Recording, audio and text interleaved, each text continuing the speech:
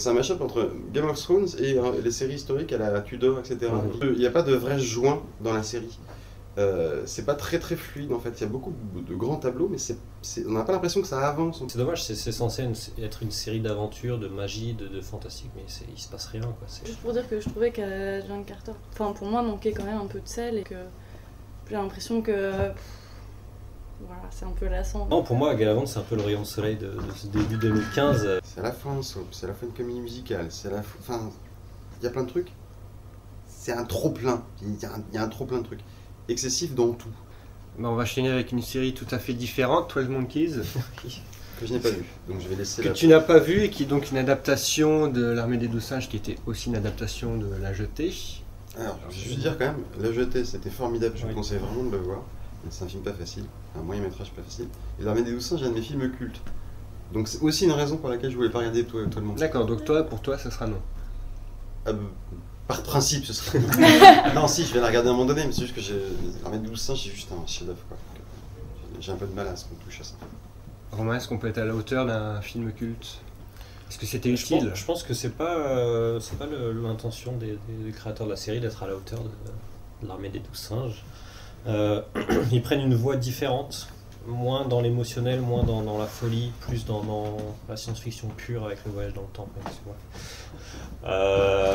Donc non, je pense qu'ils veulent ne pas être à la hauteur ou pas marcher dans les traces vraiment de l'Armée des 12 singes ou carrément de La Jetée. Là, je pense que c'est des années-lumière de La Jetée. Après, il n'y a eu que 2 épisodes pour l'instant.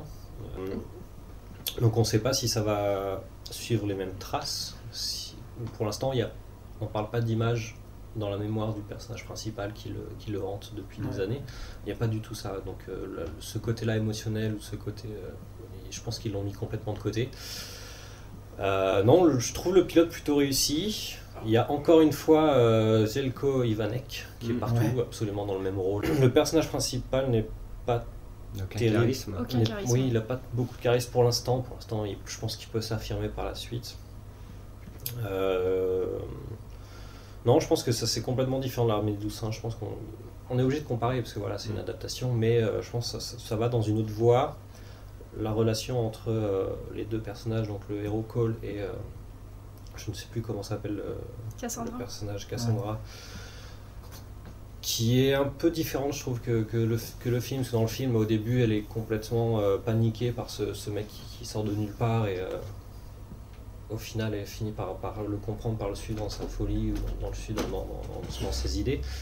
Dans la série, elle s'attache au mec et elle le suit directement dans son truc. Donc, non, je pense que c'est plutôt réussi pour l'instant. À voir par la suite. T'as senti le potentiel, Yann, ou pas du tout? Comme dit Romain, en fait, c'est vrai qu'ils ont abandonné le concept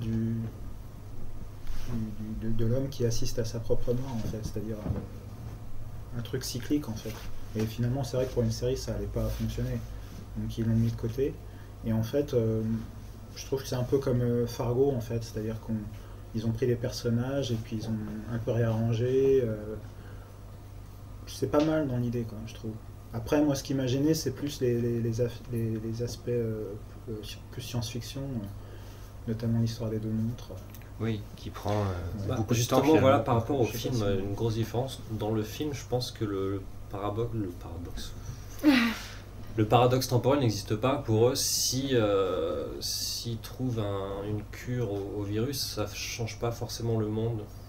Dans la série, je pense qu'ils veulent aller dans ce côté-là. S'ils trouvent qui a lancé le virus à la base, qui a décimé 6 milliards d'humains, du coup le passé plutôt changerait et le futur ne serait pas le même. Ils jouent pas du tout sur ça sur le film, je pense. C'est moins marqué que dans la série. Là, vraiment, à un moment donné, ils jouent sur le paradoxe avec une même montre, donc du passé et du futur. Et ils jouent le fait que si elles se rencontrent, si elles se touchent les montres, ça crée un paradoxe. Donc là, vraiment, c'est vraiment de la science-fiction pure par rapport au film. Est-ce que ça peut être une série un peu banale avec le cas de la semaine, comme on le voit, parce qu'il tue quelqu'un et ensuite il doit tuer encore un autre? Est-ce que ça va pas être Je pense pas. À chaque fois, Je pense pas, parce qu'à la fin ils introduisent le personnage joué par Brad Pitt dans le film, qui est une fille dans la série. Je pense que ce sera feuilletonnant complètement. Donc ça peut aller quand même très loin la série, ou est-ce que tu penses que ça peut rester une série bateau ? C'est une série, donc ils peuvent toujours rebondir sur quelque chose pour trouver d'autres idées, pour rebondir, pour aller un peu plus loin. Donc tu as confiance en Sci-Fi pour faire une bonne série ? Confiance en Sci-Fi, c'est un grand mot. C'est, mais non, ils ont fait Dominion quand même, qui était tiré d'un film pourri. Ils ont fait une série un peu pourrie. Et là, quand même, un gros film avec une série qui n'a pas l'air non plus d'être. C'est pas la série du siècle, c'est sûr. Oui. Mais dans ce qu'elle propose, c'est plutôt pas mal. C'est efficace. C'est efficace. Exactement. Anticipation. C'est assez efficace. D'accord. Disponible tous les mardis sur Sci-Fi. Dans le Super Tuesday. Voilà. Exactement. Et on va terminer sur la série Togetherness. Ah Thomas, je me sens chaud. Est-ce que la série t'a fait sourire vraiment, t'a fait rigoler? Sourire? Oui, il y a des situations qui sont drôles. C'est pas ensuite, je me suis pas marré comme un malade. Les murs ont pas résonné parce que c'est pas ce type de série là. Ouais. C'est une série qui ne ressemble à aucune autre. C'est un petit pic que je te lance. Non, c'est une série. Le pilote vaut pour déjà les formidables, mais les 2 dernières scènes en fait moi m'ont totalement achevé. Elles sont d'une beauté parce qu'elles sont simples. Et l'observation des petits riens de la vie de tous les jours, de ce couple et il y a la sœur et puis un ami, c'est absolument formidable. C'est d'une telle délicatesse et d'une telle précision dans l'écriture que ça en devient bluffant. Et pourtant, ça reste encore une série, c'est pas un documentaire encore une fois. Je trouve ça formidable. C'est un des plus beaux trucs que j'ai vu depuis... depuis Lost. depuis au moins Lost in Space. Non, c'est vraiment formidable et ça dit tellement de choses avec tellement rien. C'est vraiment formidable. Vraiment, je trouve ça... Et tous les personnages sont bien dessinés, bien campés. C'est pas une série en fait où on a l'impression qu'il y a un truc qui il n'y a pas un événement qui fait que la série démarre. On a l'impression qu'en fait la vie des personnages en fait a vraiment existé, qu'on les prend à un point de leur vie et on les accompagne. C'est pas du tout superficiel, c'est l'anti-superficiel possible. Est-ce que tu peux faire mieux que Thomas là? Non, mais je suis absolument d'accord avec lui. Je trouve la série complètement sincère en fait, complètement vraie. Comme Thomas dit, c'est pas superficiel, il n'y a aucun artifice. On suit la vie de ces gens-là et il disait très vrai. Il disait très vrai, ça se dit pas. Mais... Qu'est-ce qui t'arrive? Je sais pas. Non, mais comme il le disait très bien, il y a pas de une continuité en fait, même hors écran. C'est pas à un moment donné dans la saison, la sœur sort avec quelqu'un. Enfin non, elle sort pas du tout avec ce mec. Dans l'épisode d'après, elle est avec ce mec. On les a pas vus en fait se draguer ou se mettre ensemble. C'est vraiment une vie qui continue. Un peu comme Boyhood. Non, c'est pas sur 12 ans là, oui, tous les journées, c'est sur quelques semaines, je pense. Donc, mais non, c'est complètement réussi. Non, mais moi je suis absolument d'accord. Je trouve la série magnifique. Enfin, j'adore les frères Duplass depuis tout le temps et effectivement la scène où Marc Duplass demande à sa femme pourquoi elle veut plus faire l'amour avec lui. Il y a juste toute la détresse du monde dans ses yeux. Cette scène, elle a pleuré. Enfin, je veux dire, cette série est superbe. C'est adulte, manière de parler de sexe adulte, raisonnable, sérieuse. Enfin, tout est bien. Elle se masturbe sur 50 Shades quand même. Ouais, mais voilà, en plus c'est pas coupé des gens non plus parce que. Enfin, je sais pas, c'est des gens normaux qui vivent des problèmes normaux, mais dans lesquels on se reconnaît parce que c'est écrit sincèrement et surtout de manière assez complexe. Enfin, il n'y a pas de caricature, donc tout est super. Mais. Non, mais en fait, je trouve que c'est très proche du mumblecore finalement, comme la série, du coup. Du mouvement ciné mumblecore, cinéma indépendant américain, où tout est très réaliste, on parle de la même catégorie de personnes un peu tout le temps, c'est-à-dire des gens d'une certaine classe sociale qui n'ont pas énormément de problèmes et qui ne se sentent pas vraiment à leur place. Esthétiquement, c'est quand même toujours très réaliste, c'est l'enregistrement du réel, etc. C'est toujours mi-drôle, mi-dramatique, et il y a pas mal d'autres séries qui viennent de ce mouvement-là, donc Girls, quand même. Looking, en quelque sorte aussi, des web-séries genre Féminin, qui est une super web-série québécoise.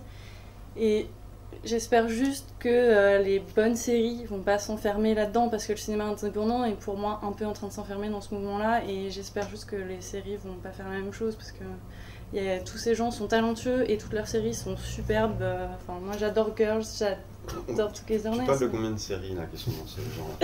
Married et ressemble à... Non mais sur HBO les 3 séries Lost, sur HBO les 3 séries de janvier, c'est Girls, Looking et Togetherness, c'est quand même... Tu parles d'un tout petit cœur de série dans un océan de séries. Oui mais... Voilà. Ouais. C'est pas du tout représentatif d'un mouvement de fond. Et ça devient quand même la nouvelle tendance, et j'espère juste que... Tu parles de 3 séries qui sont diffusées le même soir sur HBO, parce que c'est une programmation qui est... Non mais c'est une programmation qui est relativement cohérente, je trouve ça plutôt cool.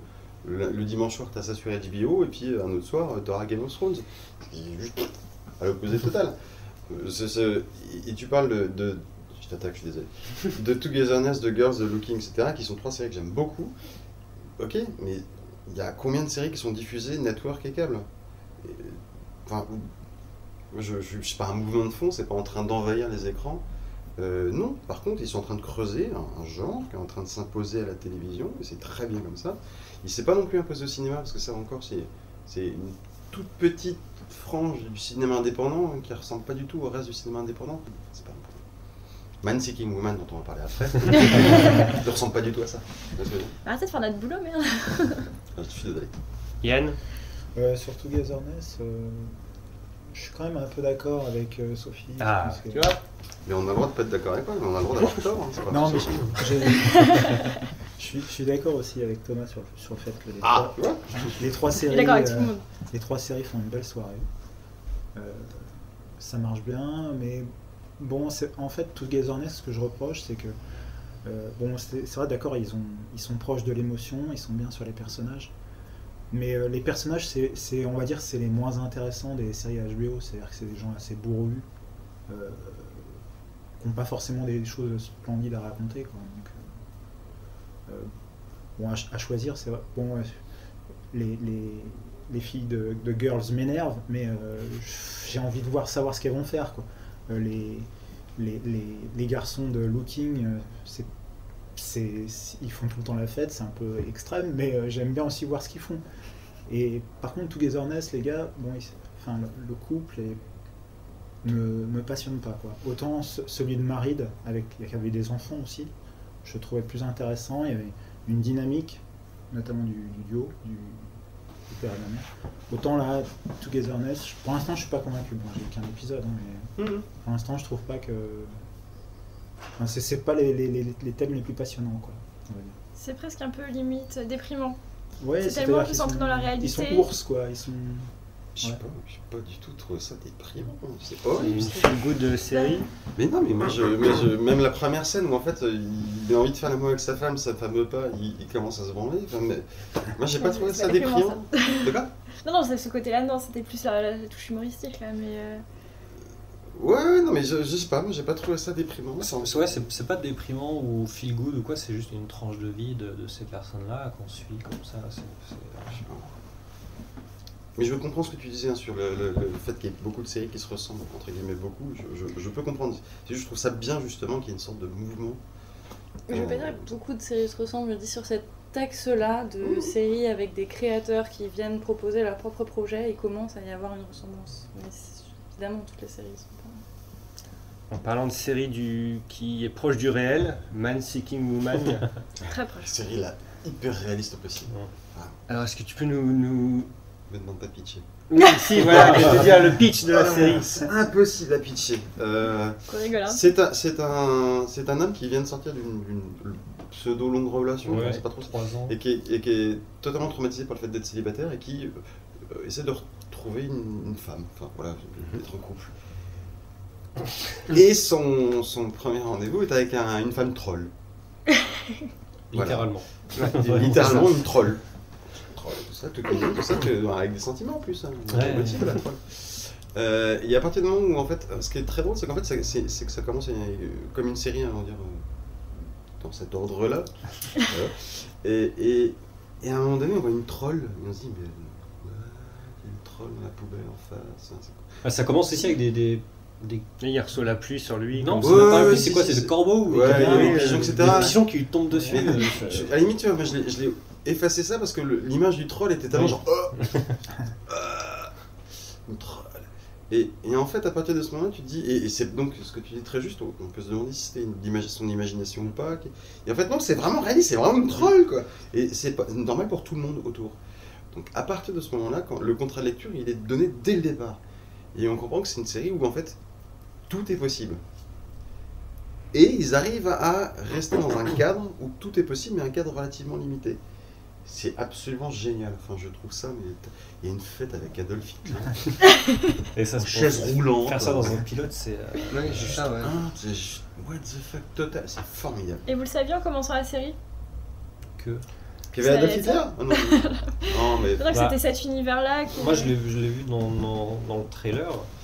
Après, je pensais que ce serait peut-être son imagination, quoi, mais non, c'est ancré dans son réel. Ça matérialise un peu toutes les expressions qu'on peut donner à tel ou tel autre. Par exemple, quand on dit quelqu'un c'est un Hitler, finalement Hitler existe vraiment. On dit qu'une fille est un troll, c'est vraiment un troll. Non, mais ce qui est absolument génial, c'est en fait, et c'est aussi le principal risque de la série, c'est tout est possible, parce qu'en fait ils se refusent rien. C'est ça, ouais. Et ça c'est formidable, et ça a aussi une limite. C'est qu'en fait si ça va beaucoup trop loin, ça va annihiler absolument tout ce qu'ils ont construit. Donc donner un côté réaliste à l'impossible est assez intéressant dans une série romantique, on va dire parce que c'est une série romantique. Donc ça c'est formidable. C'est aussi son principal risque. Est-ce qu'ils vont pas totalement partir dans le what the fuck? Et dans ce cas-là, ça va m'obliger à sortir un peu du... Ouais, ça va me sortir de la série parce que je me dis bon, ouais. Et il joue aussi donc sur les codes de la drague. À la fin, il rencontre une fille sur le quai. Et généralement, tu dis, quand on drague une fille, on parle pas du beau temps ou quoi. Et sa première phrase qu'il dit à la fille, c'est « c'est cool, c'est le week-end ». Généralement, ça marche pas, quoi. Il finit par... Bon, je vais pas dévoiler, mais bon, ça, voilà. Et en fait, même au-delà du what the fuck total, du troll ou d'Hitler, même côté réaliste, il joue aussi sur le côté irréaliste. Est-ce que l'absurde reste drôle dans la série? Est-ce que c'est quand même une série drôle? Oui. Moi, justement, j'étais un peu... est-ce que c'est drôle? Le dialogue entre Hitler et le héros, il est fantastique. Enfin, c'est vraiment hilarant. Ah non, mais vraiment, il est juif. Cette scène de Hitler, mais c'est juste, j'ai jamais vu un truc pareil. Moi, j'ai été vraiment mort de rire. Mais même à la fin, il y a tout un enchaînement en fait à partir du moment où il a chopé le numéro de la fille qu'il a rencontrée dans le métro. Quelqu'un l'appelle. C'est un enchaînement de trucs. La victoire pour lui, c'est vraiment une vraie victoire. C'est la victoire pour tous les hommes en fait, c'est ça. Il a réussi à choper un numéro de téléphone. On ne sait pas qui l'appelle, un haut dirigeant. Il y a Obama, une limousine. C'est Obama qui l'appelle. Il y a Obama qui l'appelle, il y a une limousine qui arrive, il y a les photographes devant chez lui. C'est une succession de trucs tellement prévisibles en fait que on en revient vraiment au truc de la surprise en fait.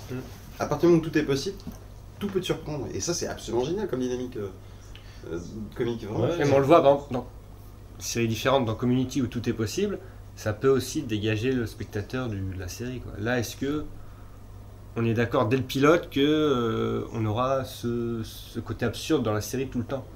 Est-ce que ça va pas nous sortir à un moment ou à un autre?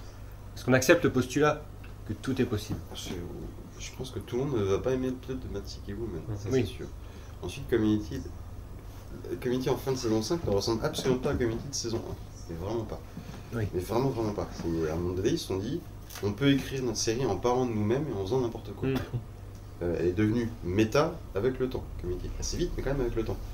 Mad City Woman, elle est what the fuck dès le début. Bah oui, c'est ça, ouais. C'est quand même une vraie différence. Je pense pas que ce qui peut rebuter, ce soit le côté what the fuck dans la réalité, mais ce soit le côté trop what the fuck en fait. Comme disait Thomas, si ça va trop loin, à un moment donné, c'est plus gérable.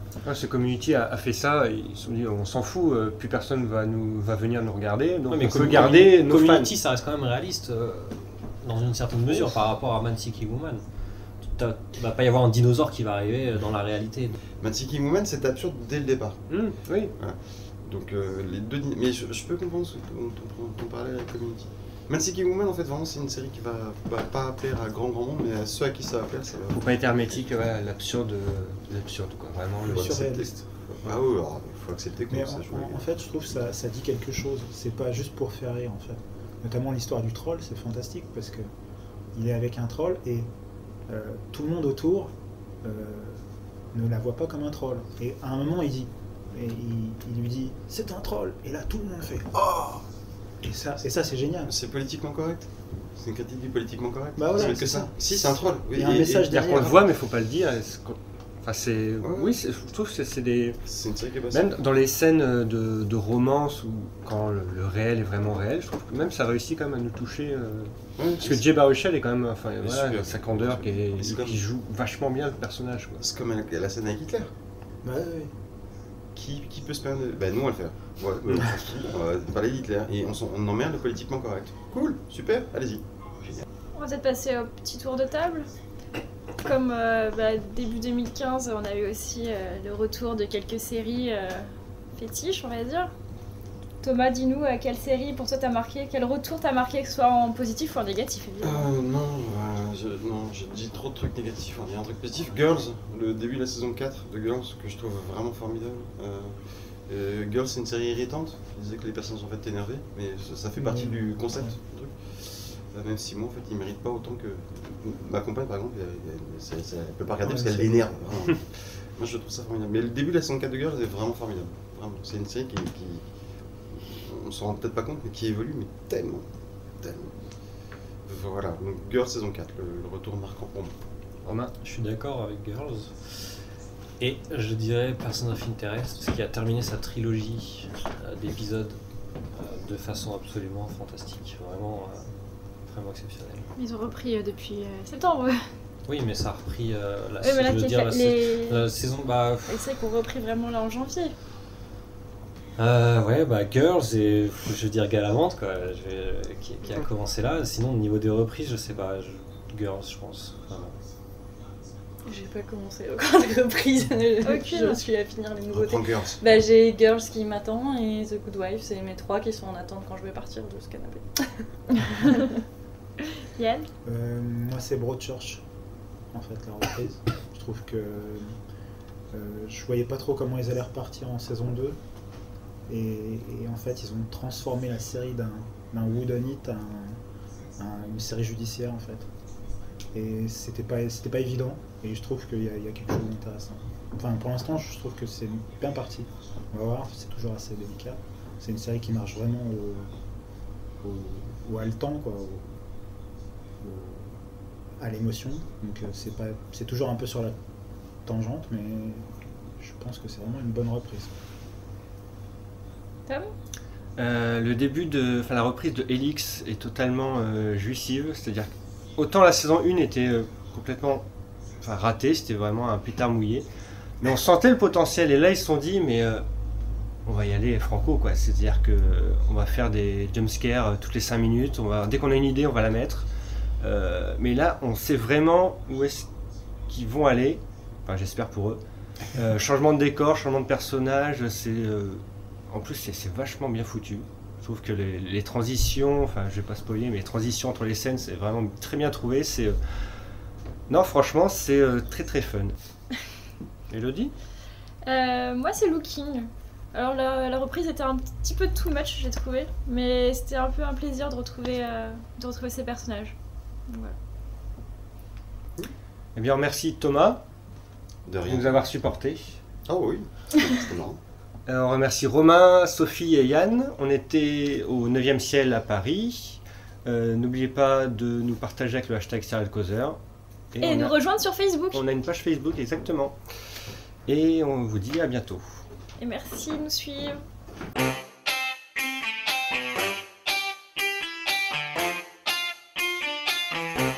Marco Polo. TNT. Non.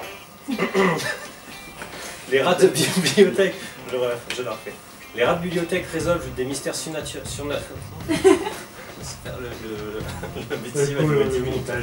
Des rats de bibliothèque résolvent des mystères surnaturels dans The Librarians pour TNT.